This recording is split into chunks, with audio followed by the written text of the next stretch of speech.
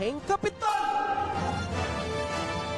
Ang tinig ng inyong pamahalaang panlalawigan ng Batangas. Biyaheng Kapitol! Tumatalakay sa may pusong mga proyekto at programa. Biyaheng Kapitol! Tampok ang may puso at talinong serbisyo at paglilingkod. Biyaheng Kapitol! Bibida ang mga programa, proyekto at aktibidad sa gabay ng Hearts Program.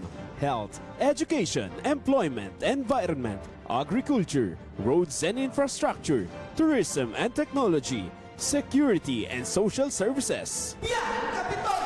Tunghayan ang mga kwento ng tagumpay ng mga bidang Batanggenyo. Biyaheng Kapitol! Samahan ang inyong mga patrol ng Kapitolyo sa mga balita tungo sa mas maunlad, mas masigla at mas matatag na lalawigan ng Batangas. Biyaheng Kapitol! Mapapakinggan tuwing Martes hanggang Biyernes alas 9:30 hanggang alas 10:30 ng umaga. Ito ang inyong Biyaheng Kapitol! Talino at puso. Alas 9:30 na. Alay biyaheng Kapitolyo na!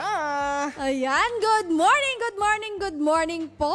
Maganda at pinagpalang umaga po. Matatag na lalawigan ng Batangas. Kamusta nagaho kayo? Ayan, kumusta na partner? Oo, kamusta? Ayan, araw na naman ho na Miyerkules. It is indeed another beautiful Wednesday morning para po sa panibagong araw ng ating walang patid na pagsiservisyo. Yun. Ayan. At alam nyo gaho, Aha. na 57 tulog na lamang ay Pasko na. Aba nga naman. Eto na, nararamdaman mo na ba kasamang Auntie May? Oo naman. Ayan. Tsaka yung simoy ng hangin ng Pasko. Yan, ramdam na natin yan. Kayo ba sa inyong mga tahanan na may mga decorations na ba kayo? Mga palamuti? Pagsapit pa lang ng September 1, Agad handa meron na ang na. Ay, Iba talaga. nagsisimula na tayong magdekorasyon. Tao Eh, po, Tita Lisa. Ayan. Yan. At kanina nga, bago ako pumasok ay talagang nagpapalit na pati mga kortina. Oo naman. Paghahanda na talaga sa Pasko. Yan. Napakatulin po talaga ng paglipas ng mga araw at panahon. Biruin niyo ho iyon. Napapakinggan niyo na naman ho kami ngayong mga oras na ito para sa isang panibagong araw na naman ng ating pagpasada. Dito pa rin po sa ating Biyaheng Kapitolyo. Ayan. At eto na nga po, good morning. At syempre, Auntie May, ayan, magandang umaga sa iyo. Napakaganda ng araw ng Miyerkules natin today. Yes. Talagang nasimulan sa mga tugtuging pamasko ang Correct. ating pagpasada na talaga ng mga sana. Ganun din yung mga kababayan nating nakikinig sa kanilang mga sasakyan. Ayan, nararamdaman din yung vibe ng muling pagsilang ni Papa Jesus Christ. Tama. Ayan. At syempre ngayon nga pong araw ay October 29 na, 2025. And it is another Wednesday morning na naman. At ito nga po mga kababayan ang huling araw ng Miyerkules sa buwan ng Oktubre. Wow. And speaking of Oktubre, ay atin pong ipinagdiriwang ngayon ang Breast Cancer Awareness Month. At bago nga matapos ang buwan na ito, ay bibigyang daan natin kasamang Auntie May na mapasadahan kung ano nga ba yung mga dagdag kaalaman para sa ating mga kababayan patungkol nga dito sa ating Breast Cancer Awareness Month. Tama ka dyan, partner. Kasi tuwing buwan nga po ng Oktubre ay ating ipinagdiriwang ang Breast Cancer Awareness Month. Yan. Ito po ay isang pandaigdigang kampanya na layuning palawakin ang kamalayan ng publiko patungkol po sa kanser sa suso. Ito din po ay humihikayat at nagbibigay ng maagang pagsusuri at magbibigay po ng suporta sa mga pasyenteng patuloy na lumalaban sa sakit na ito. Lalo na syempre sa ating mga kababayang-kababaihan, 'di ba? Mas mahalaga na ika nga may alam tayo, Tama. na tayo ay knowledgeable tungkol sa mga karamdaman, gayon din sa mga kondisyon tulad nito. Ayan. Tama. At syempre, pero trivia time muna tayo kasamang Auntie May. Dahil Ang breast cancer po ay isa sa mga pinakakaraniwang uri nga ng cancer sa buong mundo. At ito rin ang nangungunang uri ng cancer sa ating mga kababaihan. Subalit tandaan natin na hindi lamang mga babae ang maaaring magkaroon nito. Kahit po ang mga kapwa ko kalalakihan ay maaari ring tamaan, bagamat mas bihira. Biruin mo yun, Yes. pati pala mga kalalakihan. Oo.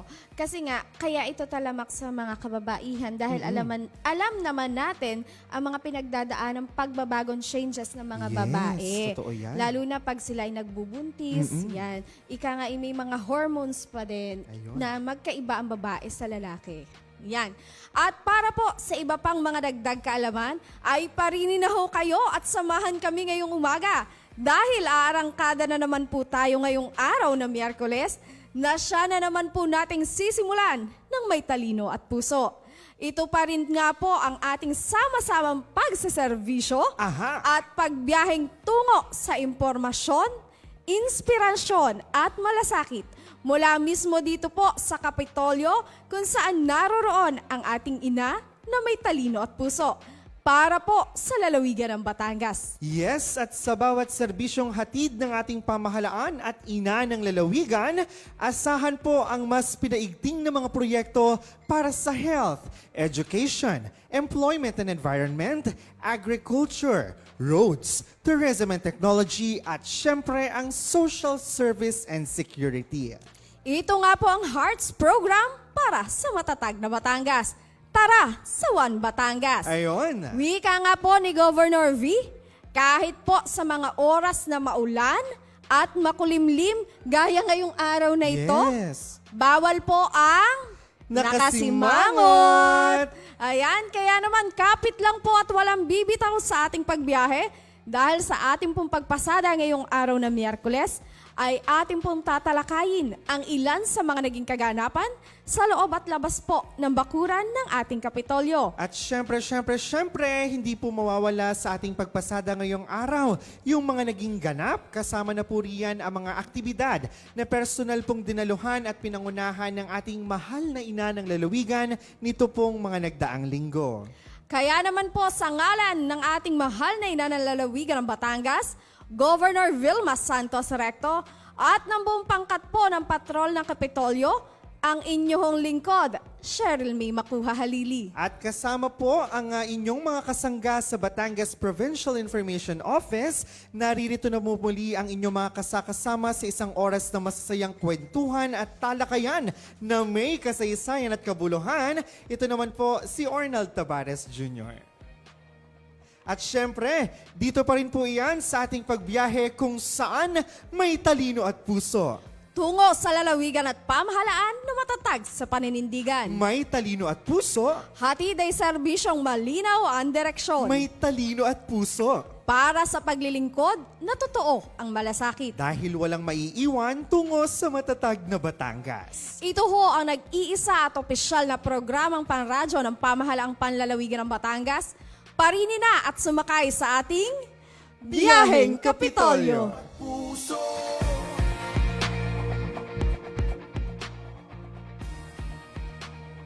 Ayan, at ang oras nga po, ganap na pong alas 9:44 ng umaga.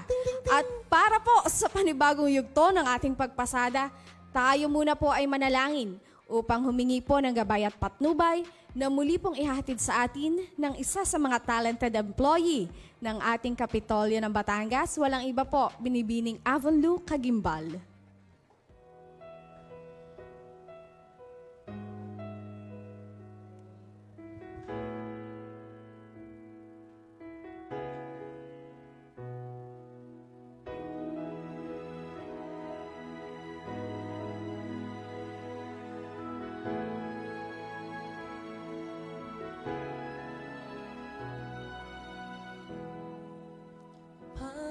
Panginoon, ang nais ko, kagandahan mo ay pagmasdan, ang pag-ibig mo sa kitugon, kailan may di pababayaan sa iyo.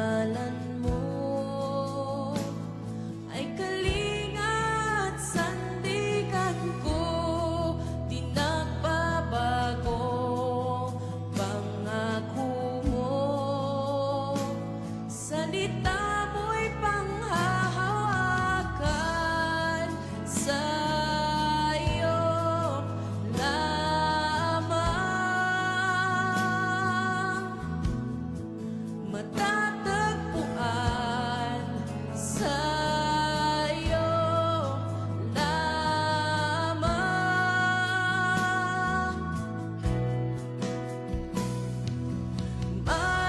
Mananatili sa iyong lilim at sasambahin ka sa dakong lihim.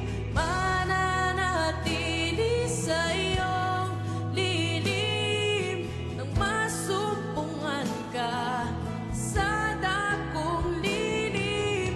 Mananatili sa iyong lilim at sasambahin ka sa dakong lihim.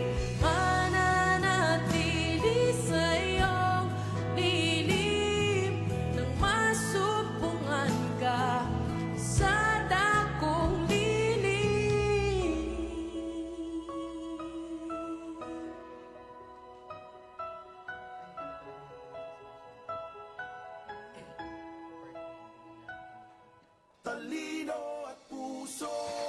Ayan.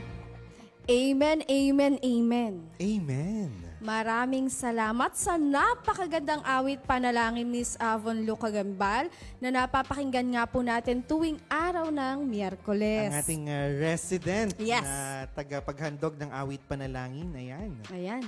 At syempre, bago po tayo tuluyang mapalaon sa ating pagpasada ngayong araw ng Miyerkules, of course, atin muna pong babatiin ng Happy Wednesday morning ang atin pong masusugid na mga tagapakinig. Ayan. Magandang umaga po sa ating lahat. Lalo't higit po sa ating mga nakikinig doon po sa mga bumiyabiyahe ngayong Yes. araw na to. Ang atin pong pagpasada ay sa bayan pa rin napapakinggan sa mga himpilang 95.9 FM Radyo Totoo. Ayun. Gayon din po sa mga nakikinig po sa kanilang mga sasakyan, mapapribado man nga po ito o pampubliko, at yung pong mga nasa biyahe papunta po sa kanilang mga trabaho o saan man pong lakad. Ingat-ingat po kayo.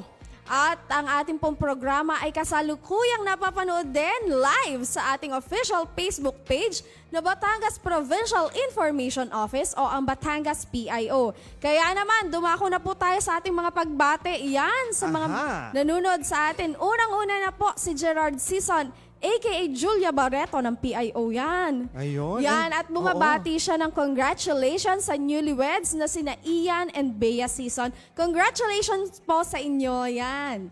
Ganon din po kay Tito Roger Aguirre. Good morning, good morning. Vincent Roy de Chavez, aka Batanggenyo graphic artist. Kay Tita Shirley Balmes, kay Cashel Cacantos na bumabati ng Happy Wednesday. Kay Harold Lopez de Guzman, Julius de la Cruz na nagdiwa nga ng kanyang kaarawan kahapon. Happy birthday! Yan, nandyan din si Jamdi Sayat Domingo. Yan ang kabiyak ng ating Marwin Domingo. Ang napakaganda nating kapatid. Ayan. Correct. Good morning, Ate Napaka-sexy. Jambi. At Yan. syempre, good morning din kay Atisa. Ayan. Correct. Yan. Si Atisa na laging kasi-kasi. Ayan. Nandyan din si Almira Elaine Baler, ang tita Nenet Ona na bababati ng Blessed Wednesday morning to all. God bless and keep safe always. Nandyan din si tita Nilda de Villa, Tita Ella Kayaba. At syempre, batiin din natin si Ma'am Nitz Lapa, ang ating Of masugid na course. tagapakinig. Ganun din, nakita ko, nakatutok sa atin, Jamea Arante. Ayan. Nandyan din si Hazel Hernandez ni Bakulangan mula ito sa Australia. Ayan. Good morning dyan sa inyo. At nakatutok din sa mga oras na ito ang aking Tita Carmen Ilagan. Good morning. At ang ating pagbate ng happy birthday or happy 70th birthday sa aking Dade Narciso Marquez. Daddy Ciso, happy birthday po ang father ni Miss Mayet ng accounting office. Happy birthday po. Gayon din, nakita natin, nakatutok si Tita Josa Agregado ng PHO. Ayan, ang Good napakaganda morning po, nating Tita. Tita Ma'am. Good morning po sa Yes. inyo. At syempre sa mga kapatid natin dyan sa Provincial Health Office. Yan. At para po sa Notice of Schedule Power Interruption, Ayan na. ang iniintay ng Oo. karamihan. Anunsyo po mula sa Batilec nga ngayong bukas po na darating na October 30, 2025, araw po yan ng Webes, mawawalan po ng daloy ng serbisyo ng kuryente. Diyan po sa Dagatan Loob hanggang Pulo na magsisimula po sa alas 8 ng umaga at tatagal hanggang alas 3 ng hapon. Kasabay po niyan, mawawalan din po ng kuryente ang mga taga-barangay Bulacan diyan po sa Mabini. Araw pa rin po iyan ng Huwebes, October 30. Mula po alas 8 ng umaga hanggang alas 5 ng hapon. Ayun. Ang pagkakabanas po niyan. Ito po ay dahil sa gagawing row clearing at replacement of wooden poles. Ang pagsasagawa po ng mga scheduled power interruption ay para po sa mas maayos at magandang daloy ng serbisyo ng kuryente. Ipinaabot din po ng Batilec ang kanilang paghingi ng paumanhin at pangunawa. Maraming salamat po. Ayun, today pala ay, tomorrow pala, araw ng Huwebes ay para sa Dagatan at Bayan ng Mabini. Ayan. Ayan. Hindi babanasin ng mga taga Mabini. Oo, sa ganda ng baybaying karagatan diyan. Correct. Ay, Ikaw ay pumunta lang doon sa tabing dagat, ay masarap na at presko ang hangin diyan. perfect pa sa mga panahon na ito na pag nalanghap mo ang simoy ng, alam mo yun, sa may seaside, sa may shoreline, nakakatanggal doon nga naman ng sipon at saka ng ano. Tama, Diba? tama. Lalo na pag pumunta ka dyan ng maaga pa yung pasikat ang araw, talagang napakaganda ng pag sinisipon ng mga bata. Yes. Tanda-tanda ko no, nung kabataan namin, dadalhin lamang sa tabing dagat, paaarawan yung tamang pagsikat ng araw. Tunay nga naman na nakakatulong siya para ma-relieve yung sipon na nararamdaman ng mga At bata. talagang effective na nakaka-clear ng sinus. Di ba? Iba ang touch at healing powers ng ating Mother Nature talaga. At lalo na ngayon na tamang wellness break ng mga bata. Yes, oo, isang linggo. Grabe. Ayan, at syempre, speaking of pagbati muna tayo kasamang Auntie May, of course, sa atin pong ina ng dakilang lalawigan ng Batangas, Governor Vilma Santos Recto. Magandang umaga po, ma'am. At syempre po sa ating Provincial Administrator, Attorney Joel Montialto. Good morning po, sir. At sa lahat nga po na bumubuo ng sangguniang panlalawigan, sa pangunguna po yan ni Vice Governor Dodo Mandanas, 10 po ng ating mga respetado at hinahangaang mga bukal, magandang umaga po. And speaking of greetings po at pagbate, Ayun. syempre partner, kagaya ng ina ng ating lalawigan, syempre ang ina ng ating tanggapan, batiin na rin natin, Ma'am Cristina Marie Katsi Catalan. Good morning po, ma'am. Ayan, at syempre pagbati rin ng magandang umaga sa ating Chief of Staff, Sir Jun Dihan, and of course, to our very own Sir Brian. Magandang Yes. umaga Good po. And morning Ma'am po. Katsi, see you soonest po kasamang aming little angel baby boy. Yan, Ayan. napaka-cute na baby, Diyos ko. Sobra. Time check, ganap na pong alas 9:54 ng umaga. Ang bilis Ayun. ng oras. Ting, ting, ting. Yan. Marami pa po kaming baong impormasyong hatid sa inyo ngayong araw.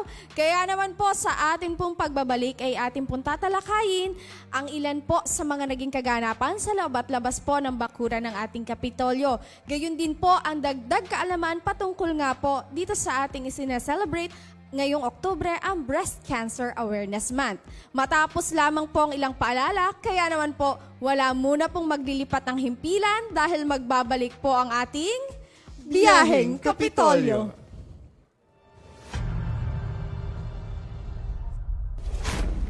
Tay! Lumilindol po! Anak, magtago ka sa ilalim ng mesa.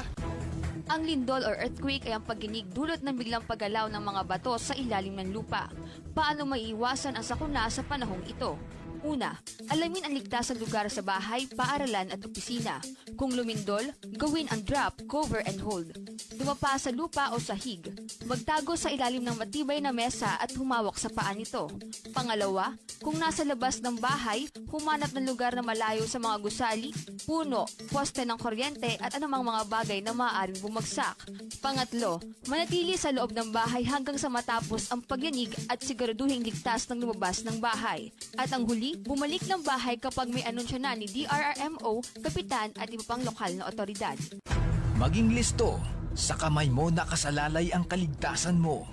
Ito ay hatid sa inyo ng Batangas Provincial Disaster Risk Reduction and Management Council at ng himpilang ito.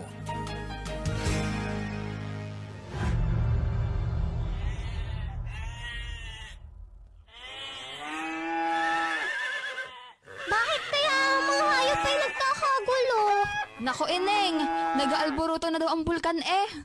Ang volcanic eruption o pagsabog ng bulkan ay nagaganap kapag naging malakas ang presyon mula sa mga gas sa loob ng mga tunaw na bato. Ang pagsabog ay maaaring maging tahimik o sumasalumbat. Paano nga ba maiwasan ang mga sakuna sa panahong ito? Una, ugaliing makinig sa radyo, TV, internet at iba pang mga media channel para sa ulat panahon. Pangalawa, maghanda ng mga emergency kit at siguraduhin nakalagay ito sa lugar na madaling makita. Pangatlo, sa pagsabog ng bulkan, maging handa sa maaaring paglindol at pagguho ng lupa. Lumikas patungo sa evacuation center kung may babala mula sa kapitan. Maging listo. Sa kamay mo nakasalalay ang kaligtasan mo. Ito ay hatid sa inyo ng Batangas Provincial Disaster Risk Reduction and Management Council at ng himpilang ito.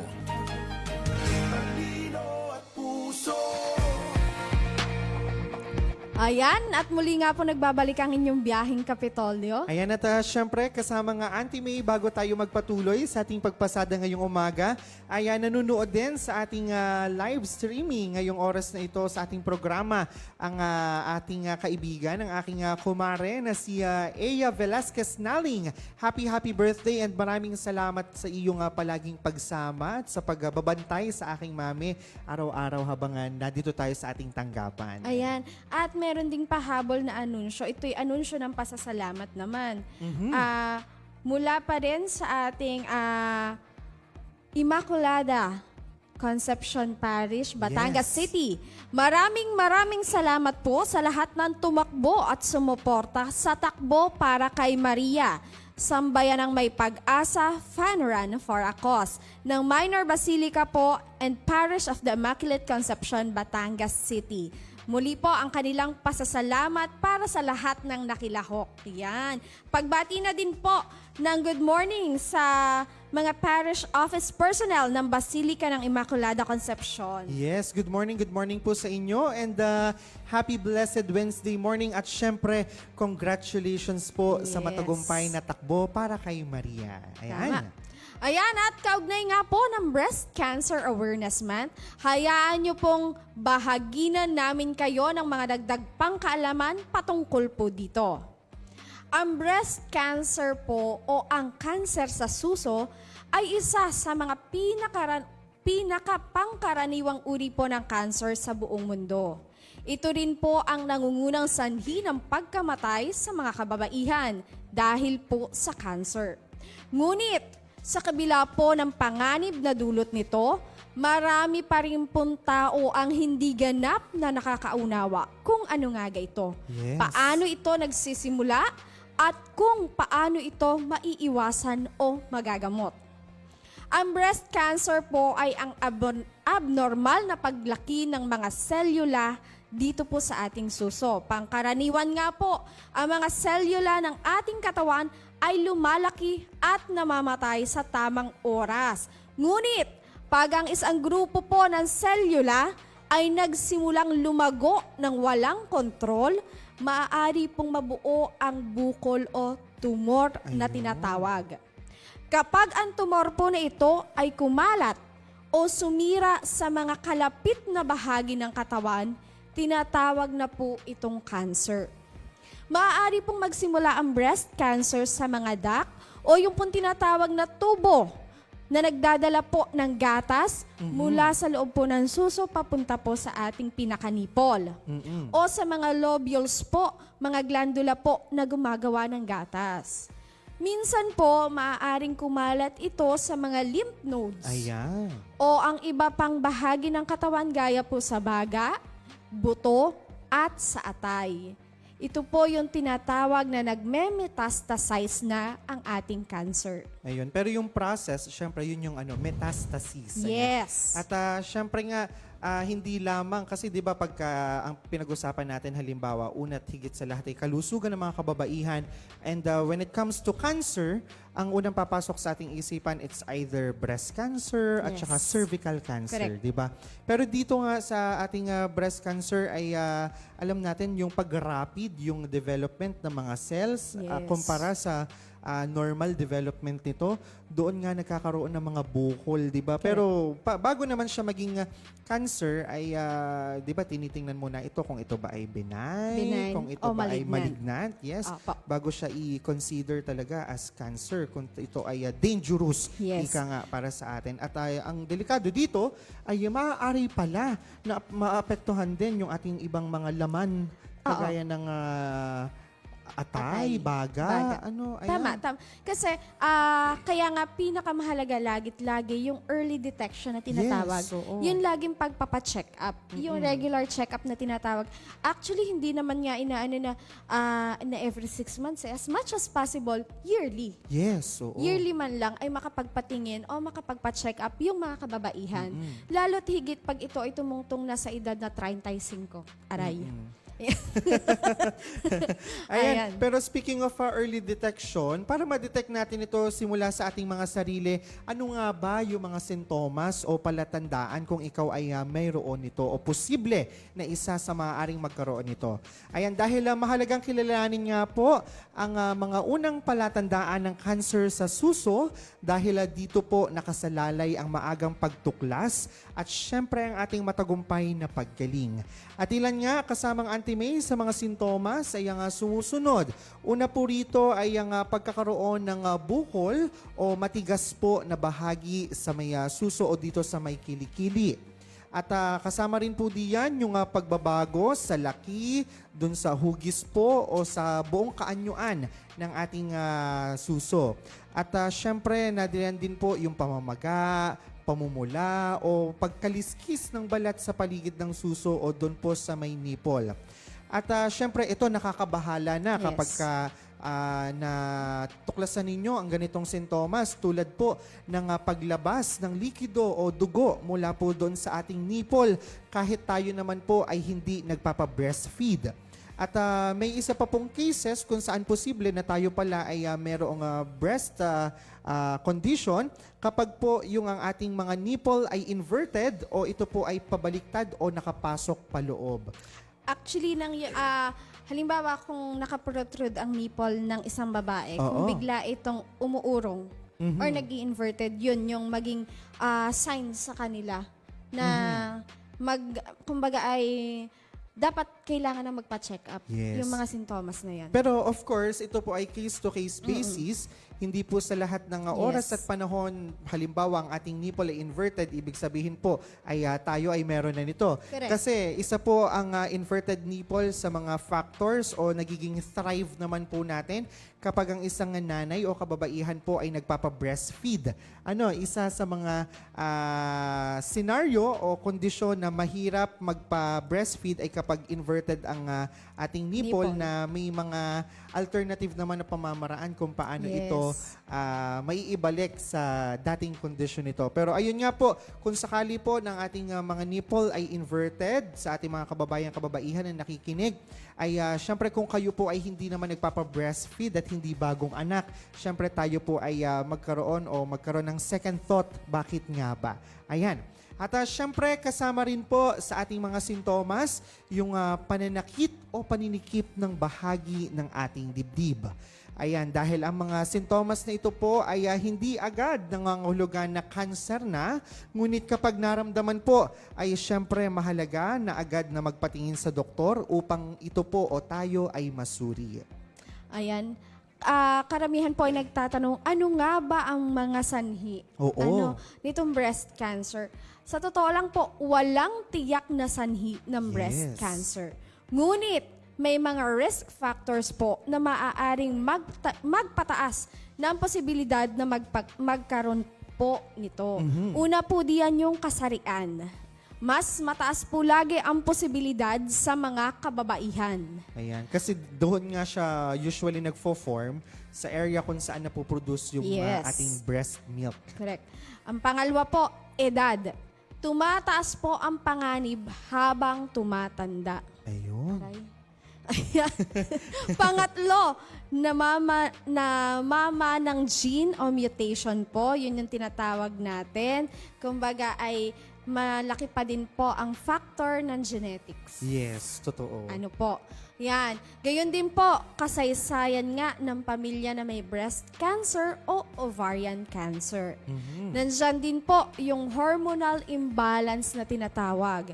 Yung pong maagang pagsisimula na regla o yung huling pagme-menopause naman po. Yan. Nandyan din po yung hindi pagkakaroon ng anak. O unang pagbubuntis sa matandang edad. Parang, ayan. Akala ko pagka ganun lang, ang posibleng magkaroon ay yung PCOS. Pero pagka pala ganyan ang case ay posible din na mag-lead sa breast kasi yun nga yung cancer. sinasabi natin na ang hormones ng mga babae ay paiba-iba. Totoo. Ano po, ayan, nandiyan din po yung hindi balanseng pamumuhay.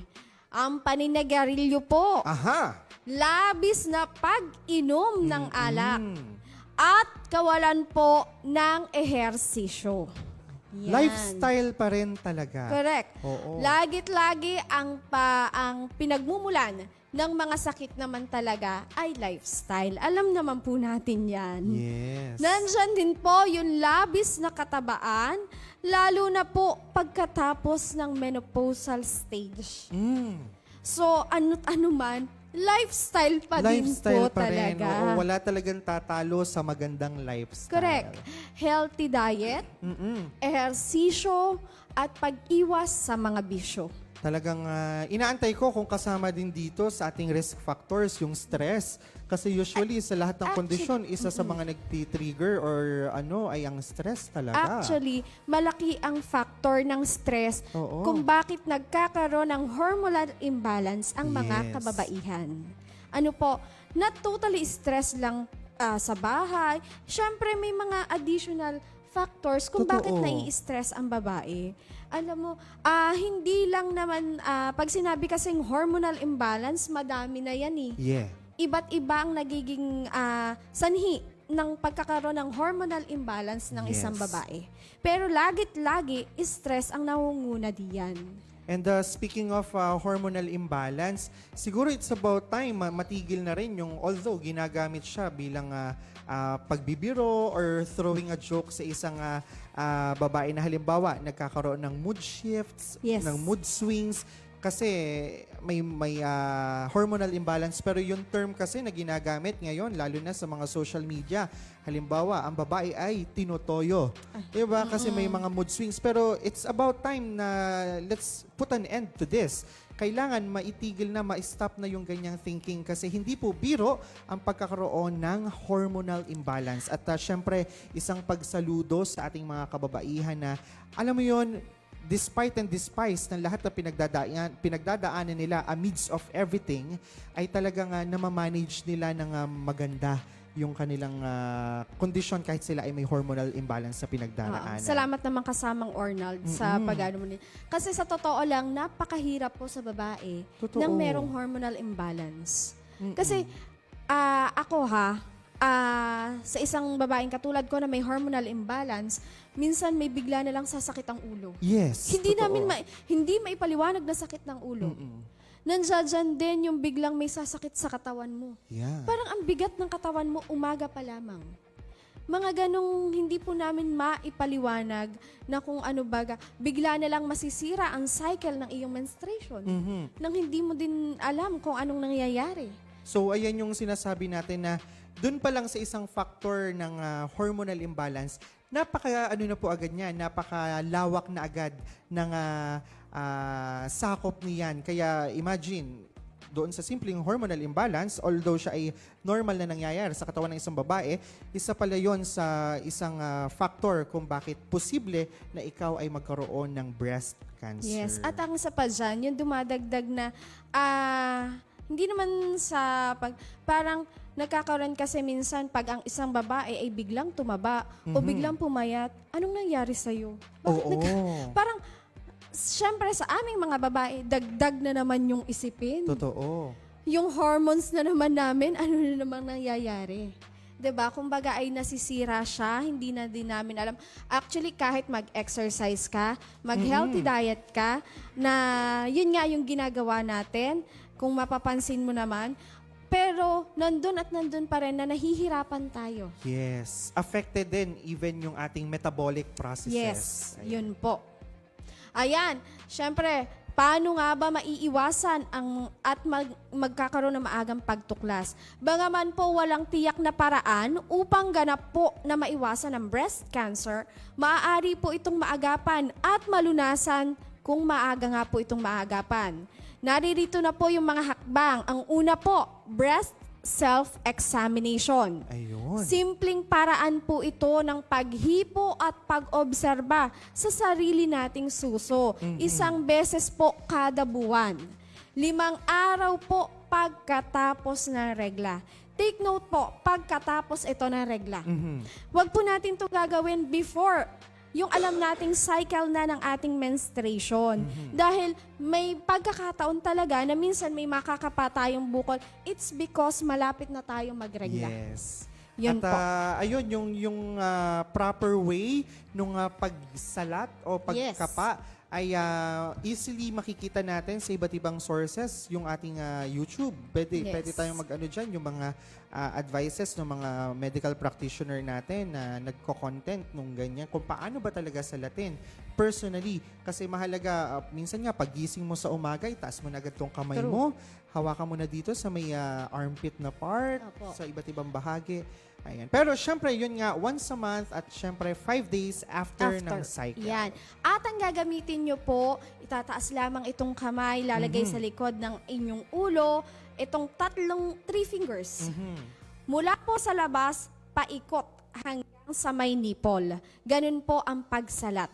Ano po, wag po natin lalagyan ng space. Kumbaga halimbawa po, ito ang ating suso, paikot po yan, Paikot. papasok hanggang sa marating natin yung pinaka may nipple natin.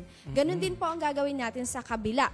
Pwede po siyang gawin ng nakatayo or pwede din po ng nakahiga. Yes. At hindi lang siya applicable sa ating mga kababayan-kababaihan, yung mga kalalakihan natin na nakikinig, kung kayo may mga partner o yung ating asawa, di ba? Mahalaga na syempre bilang tayo ay bahagi ng immediate support system Correct. ng ating mga kabiyak, ay mahalagang alam din natin ito kung paano natin sila matutulungan. Ayan. Kasi Yung method na ito ay palpation. Yes. Ayan. Actually, ang unang-unang dapat tutulong sa kanyang partner ay yung lalaki. Yes. Kayo yung magiging support system Ayan. ng mga kababaihan. Pangalawa po, yung tinatawag na clinical breast examination. Ito naman po yung pagpapasuri sa mga doktor or nurse kada taon. Ayun. Yan po yung sinasabi natin, hindi po inaano na every 6 months, at least yearly po ang pagpapacheck up natin. Ganon din po, yung makabagong paraan po, yung mammogram x-ray. Ayun po yung x-ray ng dibdib na nakatutulong pong matukoy ang bukol kahit hindi pa po nakakapansin ng sintomas. Ayan. Medyo advanced na itong pamamaraan na ito, pero medyo masakit. True. Ayan. Pero talagang proven and effective naman talaga to detect kung ikaw ay meron. At naalala ko lang kasamang Ornal, dito nga sa atin sa Batangas, sa provincial capital ng Batangas, tayo ay nagkakaroon ng libreng mammogram Yes, check-up. oo. Yan, sa pangunguna po ng ating Provincial Health Office, kung hindi ako nagkakamali. Yan ay ino-offer nila yearly din. Yes. Dito sa ating mga kababaihang empleyado. Ayan. Siyempre, nandyan din po yung malusog na pamumuhay. Yan nga po yung sinasabi nating healthy lifestyle. Right. Pagkain po ng masustansyang pagkain tulad ng gulay at prutas. Pag-iwas po sa bisyo at regular na pag-eehersisyo. Walang makakatalo sa napakagandang lifestyle. Ayan. Alam mo, naalala ko nga, bakit nga naman yung mga lolo't lola natin ay tumatagal ng ganong katagal? Totoo. Kasi nung panahong una, yan, hello po Sir June Magdaye. Yan, oo. Tanging ang kanilang mga kinakain, masaya na sila sa gulay. Totoo. Masaya na sila pag may gulay sa pagkainan kahit walang ulam. Halimbawa, pupunta sa likodan, may mais na mapupute, ay pag nailabon, ay okay na. Oo. Yung mga kangkong na pinuputi din lang sa bakuran, yan, yung mga petchay, kasi noon Yes. may mga tanim bawat tahanan eh. Totoo, totoo. 'Di ba? So, kukuha lang sila sa kanilang bakuran, may gulay na. At sa simple pating malunggay. Lalagyan mo lang ng bawang at may gulay ka na. At saka noon kasi, pagsapit pa lamang minsan, alas 6, alas 7, tulog na ang mga tao. Correct. Oo, bagaman maaga ang gising kinabukasan, na-fulfill o na susuffice natin yung pagkakaroon ng magandang pahinga at tulog. Yes. Ayan. Kasi nga, nung panahong una, walang gadget. Oo. Hindi tayo napupuyat sa K-drama.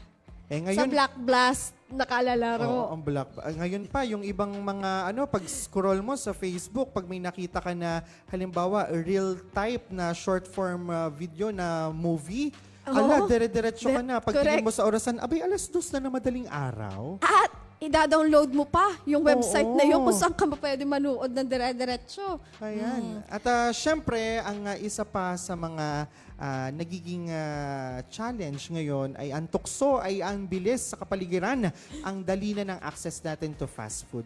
Correct. Di ba? Ang dali natin mag-consume ng mga matatabang pagkain. Parang kung minsan, kung noon, anong panahong una, makakakain ka lang ng crispy pata, halimbawa may special na okasyon, ngayon, pag nag-crave ka, pumunta ka lang dito, may crispy pata ka na, voila. Noon nga, makakatikim ka lang ng Jollibee pag birthday. Oo. Di ba? Ngayon, anytime pwede ka mag-order online. Yes. Papadeliver ka lang. Pag tinatamad ka magluto, ay, order na lang tayo. Ayan, oo, totoo. So, fast food din. Nandiyan dyan, kaliwat kanan. Napakadali na po kumbaga, kung paano tayo makakabili ng pagkain Oo. na ready to eat na. Yun. And again, ayun po ay nagfo-fall under ng magandang lifestyle para po tayo ay makaiwas sa pagkakaroon ng breast cancer. Ayan. Ang mga ito nga po ay simpleng hakbang pa lang. Ngunit, napakahalaga po upang matukoy ang cancer sa maagang yugto. Yes. Kung kailan po mas malaki ang tsansang gumaling at mabuhay ng normal. At samantala, ito naman kasamang Auntie May, ano nga ba yung epekto at pakikibaka ng mga pasyente o ng mga individual na may ganitong kondisyon? Alam naman po natin na hindi lamang pisikalan ang laban kontra breast cancer. Ito rin syempre apektado ang emosyonal, ang ating financial at syempre ang ating psychological. Napakarami po ng mga kababaihan ang dumaraan sa takot, yung confusion o pagkalito at syempre ang depression habang sila po ay sumasailalim sa gamutan, gaya nga po nung ating mga chemotherapies, radiation therapy o kaya naman ay mga operations. Ngunit sa kabila po ng lahat, napakarami po ng kwento o napakaraming kwento na nagbibigay sa atin ng pag-asa at tagumpay na talaga namang, alam mo yun, ang sarap pang hawakan para ikaw ay patuloy na lumaban. Ito nga po, may mayroon tayong tinatawag ng mga breast cancer survivors at sila po ay patunay na may pag-asa sa likod ng karamdamang ito o sakit na ito. Sila po ay nagsisilbing inspirasyon sa iba na sa tulong ng maagang pagtuklas, kasama po ang suporta ng pamilya at syempre napakahalaga ng ating pananampalataya, ang cancer ay hindi katapusan ng lahat. Correct. Ayan. Yung support system ang napakahalaga diyan. Talaga. Ayan. Ay sadya. Ay sadya nga. Ayan. At ano nga ba yung kahalagahan ng kamalayan at suporta? Dito po pumapasok ang kahalagahan ng Breast Cancer Awareness Month Yes. na ipinagdiriwang nga po natin tuwing buwan ng Oktubre. Kung saan ang pamahalaang panlalawigan ng Batangas sa pangunguna ni Governor Vilma Santos Recto ay talaga namang buong puso na nakikiisa sa observances natin tulad Yes. nito. At layunin nga po nito na itaas po ang kaalaman ng publiko patungkol po sa cancer sa suso o yun nga pong breast cancer Right. na tinatawag natin. At gayon din, hinihikayat po ang maagang pagsusuri at pag-iingat. Nagbibigay din po tayo ng suporta sa mga pasyente at survivors at pinalalakas po ang pananaliksik para po sa mabisang lunas. Ayan, at syempre alam natin na ang lunas para dito ay continuously na inaaral pa rin magpasa hanggang ngayon at dinedevelop para sa benefit o betterment ng medical intervention para ating magamot itong kondisyon na ito. At kaugnay ka po nito ay binibigyang diin din ng Breast Cancer Awareness Month ang pagpapakita ng suporta at malasakit sa mga pasyenteng kasalukuyang ginagamot. Ang kulay rosas po o pink ang naging simbolo ng kampanyang ito, yung ating meron dito, Yes, diba? ribbon. Ayan. At ito po ang kulay na kumakatawan sa pag-ibig, pagkalinga at pag-asa. Dahil sa bawat taong nagsusuot nito, ipinapakita po natin na ang laban kontra cancer ay hindi laban ng iilan lamang, ngunit laban nating lahat bilang isang komunidad. At syempre sa huli, nawa po ay magsilbi na ang buwan na ito ay isang mabisang paalala para sa bawat isa sa atin habang baliwalain, huwag nating babaliwalain ang ating kalusugan. Maglaan po tayo ng oras para sa ating regular check-ups, maging mapagmatsyag sa anumang pagbabago sa ating katawan, at higit sa lahat, suportahan po natin ang mga kababaihan at kalalakihang patuloy na lumalaban at syempre may nag-aalab na pag-asa na muling makakamit ang ganap na kagalingan. Ayan, at ngayon nga pong Breast Cancer Awareness Month, sama-sama po nating itaas ang kamalayan, ipalaganap ang kaalaman, at maghatid po ng pag-asa. Sapagkat sa laban kontra cancer po, ang maagang pagkilos ay susi sa buhay. At sa huli po, tandaan natin, ang maagang pagtuklas ay susi sa kaligtasan. Ang pag-asa ay sandata at ang pagkakaisa ay lakas.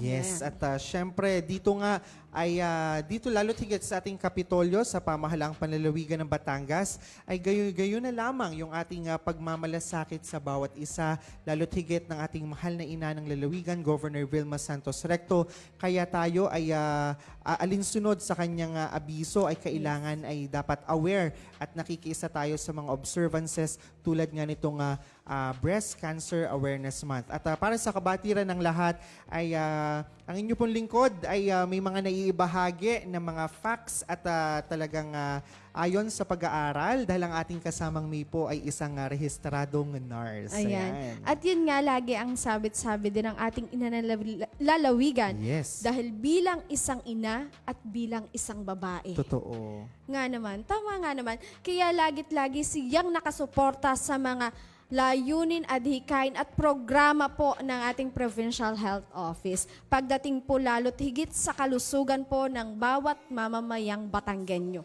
Yes, sabi nga nila, dito sa ating Kapitolyo ng Batangas at dito para sa bawat Batanggenyo sa ating lalawigan, ang kalusugan mo ay number 1 Sa puso ko. Ayan. Kasamang Ornald. Diyos ko, maiba tayo. Oo, sige. Dahil kaninang umagay napakakulimlim. Tunay, ako ay nakaangkas, papasok, ay ako ay nadrizzlean ng ulan habang nakasakay sa... Ano bang tawag doon? Nag-drizzle kasi ang ulan. Wow. Naambunan. Naambunan. Ayan. Ayan, na-drizzle nga naman ang ulan. Ayan, ano nga kaya ngayong maghapon ang magiging lagay ng panahon? Uulan ba kaya o magtutuloy-tuloy lang itong kulimlim ng Yes. kalangitan? Ating puntunghayan ang weather report ng ating mga kasama mula po sa PDRRMO. Magandang umaga, Batangas. Narito na po magiging lagay ng ating panahon ngayong araw ng Miyerkules, October 29, 2025. May tatlong weather system na kasalukuyang nakakaapekto sa ating bansa. Unang northwest monsoon o hanging amihan na patuloy na umiiral sa extreme northern Luzon. Pangalawa, ang Intertropical Convergence Zone o ITCZ na nakakaapekto sa Palawan, Visayas at Mindanao. At ang pangatlo, ang easterlies. Ito yung mainit na hangin galing sa karagatang Pasipiko na patuloy na umiiral sa mainland Luzon. Para naman po sa probinsya ng Batangas, wala pong direktang epekto sa ating lugar ang hanging amihan at ITCZ. Ngunit inaasahan ng mainit at maalinsangang panahon mula umaga hanggang tanghali na posibleng sundan ng bahagyang maulap hanggang sa maulap na kalangitan pagsapit ng hapon hanggang gabi na may tsansa ng mga isolated rain showers at thunderstorm dulot naman ng easterlies. Sa Hilaga at Timog parte ng Batangas ay may 57% chance ng pag-ulan. Samantala sa silangang parte ay may 55% chance ng pag-ulan at sa kanlurang bahagi ng Batangas ay may 88% chance ng pag-ulan. Kaya paalala po natin sa ating magigiting na kabataan na magdala ng pananggalang sa init at sa mga posibleng pag-ulan. Ang magiging agwat ng temperatura ngayong araw ng Miyerkules ay nasa pagitan ng 24 to 32 degrees Celsius. Si Haring Araw ay sumikat kaninang 5:49 ng umaga at lulubog mamayang 5:29 ng hapon. Sa anumang oras at pagkakataon, tandaan, ang kaligtasan ay nasa kahandaan. Para sa isang matatag at ligtas na Batangas, ako po si Raven Lantasida mula sa Batangas Provincial Disaster Risk Reduction and Management Office. Hanggang sa susunod na ulat, magandang umaga po. Talino at puso. Ayan, maraming salamat po kasamang Raven Rentasida. Ayun. Wala nang madidrizilan ngayong araw. Ayan. Ayan. Tayo nga po ngayon ay nasa huling bahagi na ng ating pagpasada ngayong araw ng Miyerkules, October 29, 2025. Ayan. At yan, may nakita nga natin may mga pahabol na pag-shoutout mula po kay Sir Jeromico Rosales Kalingasan mula sa Santo Tomas City, Batangas. Good morning po, sir.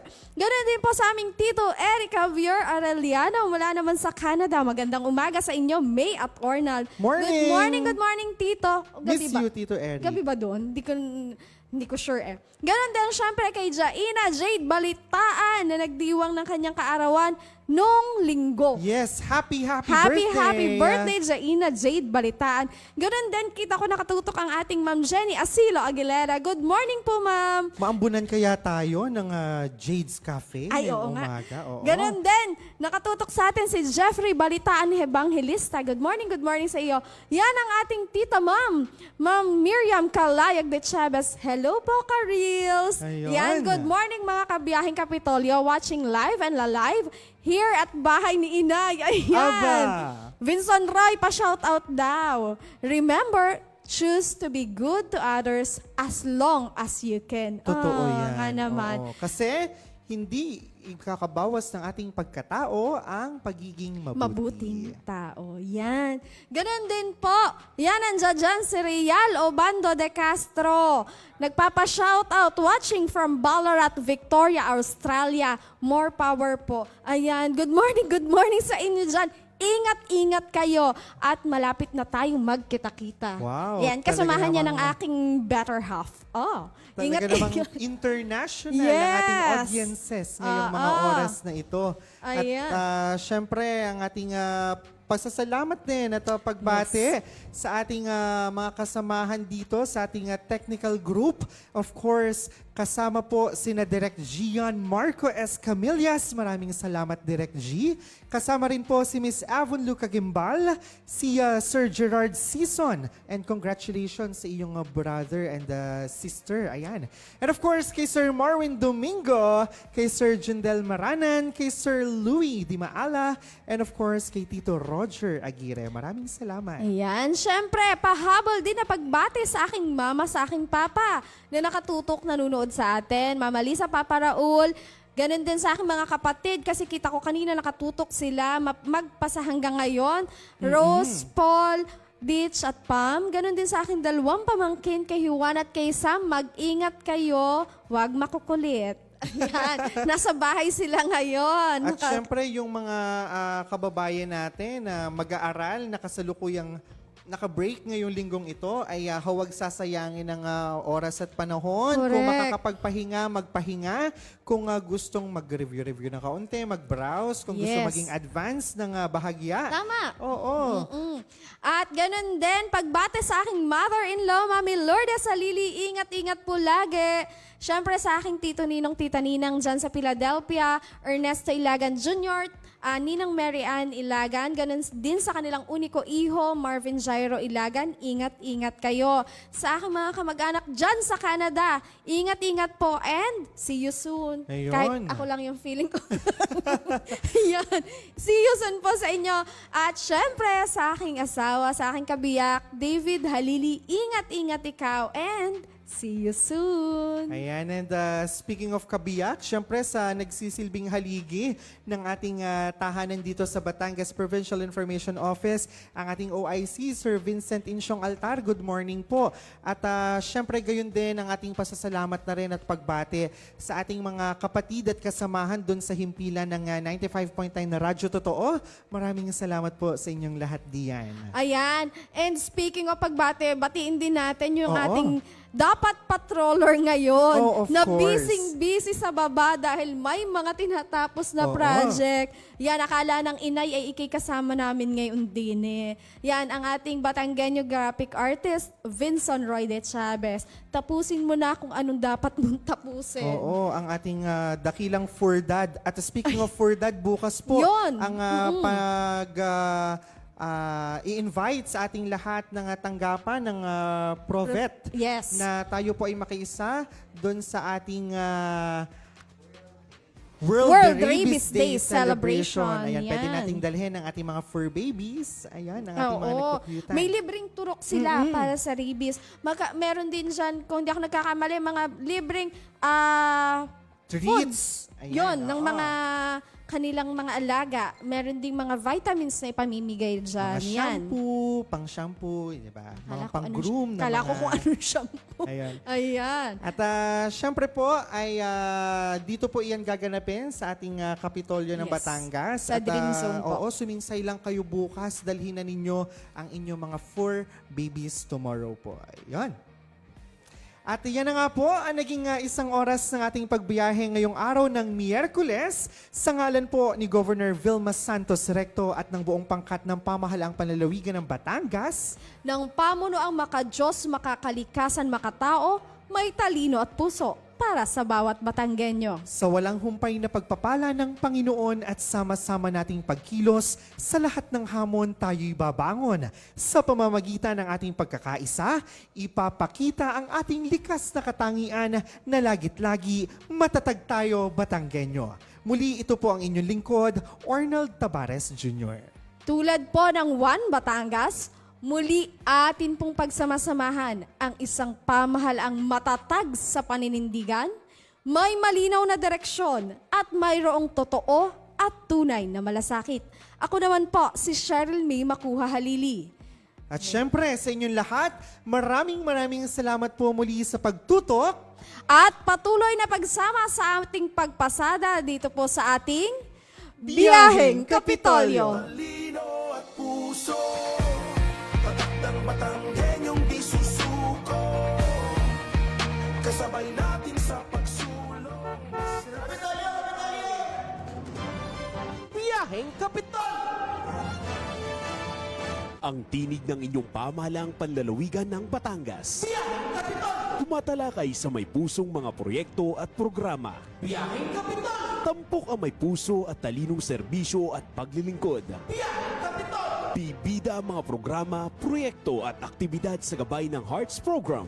Health, Education, Employment, Environment, Agriculture, Roads and Infrastructure, Tourism and Technology, Security and Social Services. Biyaheng Kapitolyo! Tunghayan ang mga kwento ng tagumpay ng mga bidang Batanggenyo. Biyaheng Kapitolyo! Samahan ang inyong mga patrol ng Kapitolyo sa mga balita tungo sa mas maunlad, mas masigla at mas matatag na lalawigan ng Batangas. Biyaheng Kapitolyo! Mapapakinggan tuwing Martes hanggang Biyernes alas 9:30 hanggang alas 10:30 ng umaga.